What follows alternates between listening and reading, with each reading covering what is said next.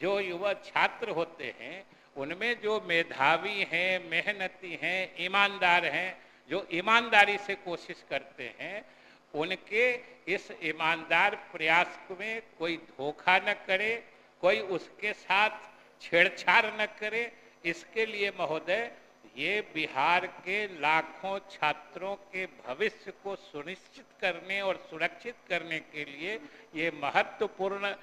अधिनियम बनेगा। जो विधेयक हमने पेश किया है इसमें बिहार लोक सेवा आयोग है, बिहार कर्मचारी चयन आयोग है, बिहार तकनीकी सेवा आयोग है, बिहार राज्य विश्वविद्यालय सेवा आयोग है, बिहार पुलिस अवर सेवा आयोग है, केंद्रीय सिपाही चयन परिषद, क्योंकि इससे मेधावी छात्रों के भविष्य के साथ खिलवाड़ होता है। जो सही ईमानदार छात्र होते हैं, मेहनत करके पढ़ते हैं, उनके साथ नाइंसाफी होती है। उसको रोकने के लिए ये सख्त कानून महोदय बनाया गया है और इसको और अच्छा, क्योंकि इसकी जांच या इसका अनुसंधान इन्वेस्टिगेशन प्रॉपर ढंग से हो, इसलिए इसमें ये भी प्रावधान है कि इसका जो आईओ होगा, अनुसंधान पदाधिकारी जो होगा, वो न्यूनतम डीएसपी स्तर का अधिकारी होगा। सामान्य एसआई इसकी जांच नहीं करेंगे महोदय, इसका अनुसंधान नहीं करेंगे। ये पहली दफा इस तरह के कृत्यों को अपराध की श्रेणी में डाल के अलग अलग ढंग से उनको सख्त से सख्त सजा देने का प्रावधान इसमें किया गया है महोदय। ये विधेयक बड़ा ही महत्वपूर्ण विधेयक है जो आज इस सदन में हम लोगों ने। जिनका मोबाइल बज रहा है साइलेंट करिए कृपया। किसी का मोबाइल तो बज रहा है, अपना अपना मोबाइल देखिए, उनको भिजवा दो। जिनका छूट गया उनका पहुंचा दीजिए। असल में जाने की हड़बड़ी रहती है ना, छूट जाता है। महोदय, मैं सदन से बताना चाहता हूं कि आज एक बहुत ही महत्वपूर्ण अधिनियम बनाने की प्रक्रिया इस सदन में चल रही है, क्योंकि ये विधेयक जो आया है इसके पीछे एक बड़े लंबे समय का परिप्रेक्ष्य रहा है, बैकग्राउंड रहा है। लेकिन महोदय, इसके पहले कि मैं विधेयक के बारे में कुछ कहूं, मुझे एक चीज का बड़ा ही आश्चर्य हुआ कि ये विधेयक तो परीक्षा में, या जो परीक्षाएं चाहे दो ही चीज के लिए होती हैं, या तो नियुक्तियों के लिए होती हैं या नामांकन के लिए होते हैं, और उसमें जिस तरह की गड़बड़ी करने वाले, चाहे कोई व्यक्ति हो, व्यक्ति के समूह हो, कोई सेवा प्रदाता यानी एजेंसी हो, उनके खिलाफ कानून बन रहा है। और गड़बड़ी करने वालों को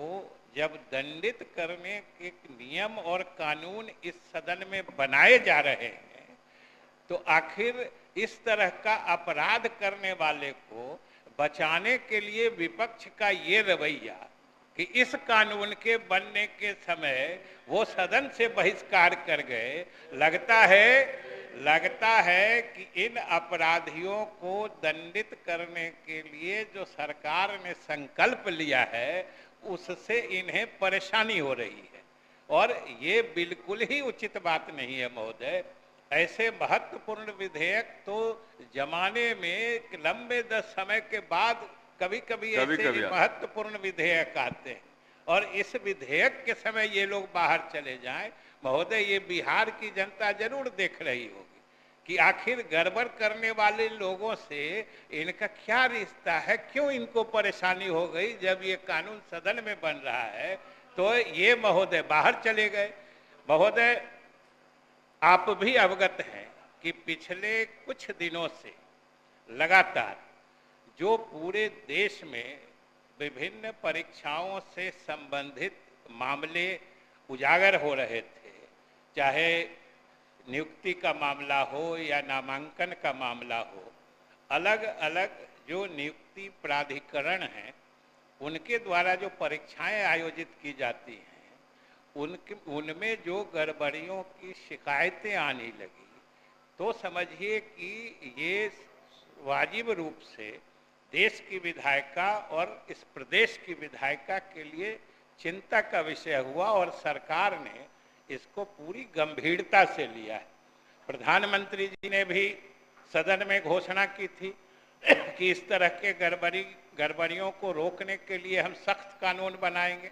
यहाँ भी मुख्यमंत्री जी ने इसकी घोषणा की थी कि हम लोग गड़बड़ी करने वालों के लिए सख्त कानून बनाएंगे। और महोदय, अभी इसी परिप्रेक्ष्य में जो एक से एक संवेदनशील मामला और सनसनीखेज मामला सामने आया है, नीट की परीक्षा में जो धांधली हुई है, बिहार में भी एक आध परीक्षाओं में गड़बड़ी की शिकायत मिली है, और जो हमें सूचना है महोदय कि पिछले दिनों में लगभग 16 राज्यों में 48 ऐसे मामले आए हैं कि इस तरह के परीक्षाओं में गड़बड़ी हुई है।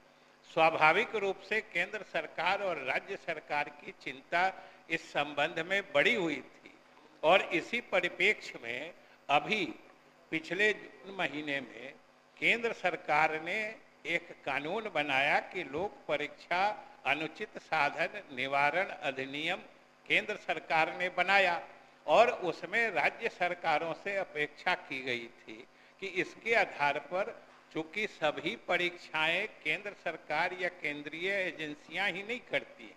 बिहार के स्तर पर, राज्य के स्तर पर भी होता है,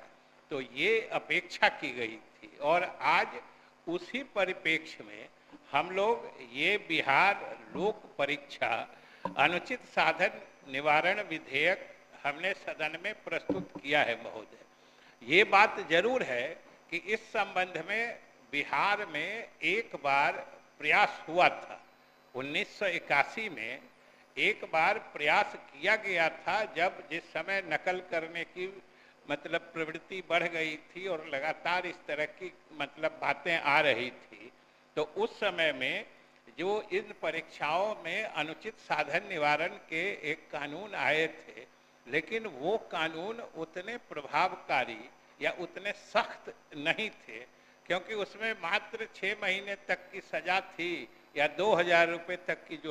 जुर्माना था, और धीरे धीरे वो कानून भी एक तरह से निष्प्रभावी हो गया था। ऐसे संदर्भ में जब केंद्र ने प्रधानमंत्री जी के नेतृत्व में पूरे देश में लागू होने वाला लोक परीक्षा अनुचित साधन निवारण अधिनियम बना दिया है, जो फरवरी में संसद ने उसका अधिनियमीकरण कर दिया है, इनेक्टमेंट हो गया है, जुलाई से, इसी महीने से वो कानून पूरे देश में जो केंद्रीय एजेंसियों द्वारा परीक्षाएं संचालित होती हैं उनमें लागू हो गया है। तो उसी के अनुसरण में जो अपेक्षा की गई थी राज्य सरकारों के द्वारा, तो आज ये हम लोग कानून बनाने के लिए इस विधेयक को हम लोग सदन में प्रस्तुत किए महोदय। ये पहली दफा इस तरह के कृत्यों को अपराध की श्रेणी में डाल के अलग अलग ढंग से उनको सख्त से सख्त सजा देने का प्रावधान इसमें किया गया है महोदय। और इसमें जो अनुचित साधन, जिसको अनफेयर मीन्स कहते हैं, उसको भी परिभाषित किया गया है, और उसकी सूची महोदय बहुत लंबी है, और उसमें हम समझते हैं सभी माननीय सदस्य सजग हैं। जो बिल की कॉपी दी गई है उसमें उसकी अनुसूची शामिल है कि ये कौन कौन से कृत्य जो अनुचित साधन माने जाएंगे, अनफेयर मीन्स माने जाएंगे। और महोदय, इसमें अनेक तरह की जो अपराध हैं उसमें अनेक तरह की श्रेणियां भी हैं, कि गड़बड़ी करने वालों की भी लगभग 3-4 श्रेणी मानी गई है। कि एक तो जो व्यक्ति या व्यक्ति समूह अपने स्तर से कोई गड़बड़ी करता है, तो वैसी हालत में उनको 3 से 5 वर्ष तक की सजा है और 10 लाख रुपए तक का जुर्माना है महोदय। तो ये जहां पहले बहुत कम था और उसका प्रभावी क्रियान्वयन भी नहीं हो रहा था, इस बार हम लोगों ने सख्त कानून बनाया है और इसे पूरी मुस्तैदी से लागू करने का सरकार प्रयास करना चाहती है, जिससे कि इस तरह का ये कुकृत्य नहीं हो क्योंकि इससे मेधावी छात्रों के भविष्य के साथ खिलवाड़ होता है। जो सही ईमानदार छात्र होते हैं, मेहनत करके पढ़ते हैं, उनके साथ नाइंसाफी होती है। उसको रोकने के लिए ये सख्त कानून महोदय बनाया गया है। इसी तरीके से जो सर्विस प्रोवाइडर होते हैं, सेवा प्रदाता होते हैं, यानी कोई अगर नियुक्ति के लिए या नामांकन के लिए हम लोग कोई एजेंसी हायर करते हैं, किन्हीं की सेवा लेते हैं, तो वैसे सेवा प्रदाता के द्वारा अगर कोई महोदय गड़बड़ी की जाती है तो उसमें और अधिक सख्त कानून बनाया गया है और उनको 1 करोड़ रुपए तक के जुर्माना का प्रावधान किया गया है महोदय। ये और हमें पूरी उम्मीद है कि इस कानून के आने के बाद इसकी सख्ती देखकर शायद ही कोई सेवा प्रदाता इस तरह की गड़बड़ी करने की हिम्मत करेगा, और इसमें अगर वो पकड़ा जाता है तो 4 वर्षों के लिए उसे डिबार करके सरकार में कोई दूसरा काम नहीं देने का भी प्रावधान किया गया है महोदय। और इससे भी अधिक कि अगर कोई सेवा प्रदाता है, उसके जो हाई पोजीशन मतलब ऑफिस बेयरर्स हैं, मतलब डायरेक्टर हैं, ऑनर हैं, इस तरह के लोग अगर हैं तो उनके मामले में और भी ज़्यादा सजा है और भी ज़्यादा महोदय जुर्माना है। और इसके अलावा भी महोदय कि अगर कोई संगठित ढंग से, कि ये चाहे एजेंसी वालों को विश्वास में लेके हो, उनके जो पदाधिकारी हैं या उनके जो प्रमोटर्स हैं उनके द्वारा हो, अगर संगठित किस्म के वो अपराध करते हैं तो समझिए उनमें तो 5 वर्ष से 10 वर्ष तक की सजा है और 1 करोड़ रुपए के जुर्माना की बात है। और अगर उनके पदाधिकारी गड़बड़ करते हैं तो कम से कम 1 करोड़ रुपया है। और इसके अलावा उस एजेंसी के प्रॉपर्टी को या उसके संपत्ति को जब्त करके समअपहरण मतलब सीजर फॉरफीचर का भी प्रोविजन किया गया है कि उनकी सारी संपत्ति जब्त भी कर ली जाएगी महोदय। और इसको और अच्छा, क्योंकि इसकी जांच या इसका अनुसंधान इन्वेस्टिगेशन प्रॉपर ढंग से हो, इसलिए इसमें ये भी प्रावधान है कि इसका जो आईओ होगा, अनुसंधान पदाधिकारी जो होगा, वो न्यूनतम डीएसपी स्तर का अधिकारी होगा। सामान्य एसआई इसकी जांच नहीं करेंगे महोदय, इसका अनुसंधान नहीं करेंगे। इसलिए इसमें ये भी प्रावधान है कि डीएसपी स्तर के ही इसमें आईओ होंगे। और महोदय जितने तरह के इसमें गड़बड़ी करने की संभावना है, सरकार ने सुविचारित ढंग से सभी गड़बड़ी करने के तरीकों को ध्यान में लेकर इसमें डाला है कि ये सब चीज अगर कोई काम करता है तो वो अनफेयर मीन्स माना जाएगा और उनको इस कानून के दायरे में लाके सख्त सजा दी जाएगी। और महोदय इसमें एक अनुसूची भी है जिसमें जो यहाँ के जो नियोक्ता प्राधिकार सब हैं, कि जिसमें बिहार लोक सेवा आयोग है, बिहार कर्मचारी चयन आयोग है, बिहार तकनीकी सेवा आयोग है, बिहार राज्य विश्वविद्यालय सेवा आयोग है,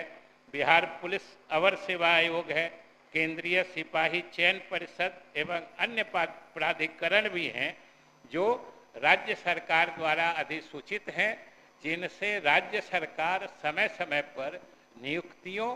या नामांकन के सिलसिले में परीक्षाएं आयोजित करने का दायित्व देती हैं। और महोदय इसमें अगली करीब ही आने ही वाली है कि केंद्र सरकार ने इस अधिनियम को बनाने के बाद जो ऑनलाइन आजकल व्यवस्था चली है उसको भी इसमें शामिल करने की प्रक्रिया चल रही है, तो उसको भी हम लोग इस पर लाएंगे। तो ये समझिए कि जो इस प्रदेश या देश के भविष्य युवा होते हैं,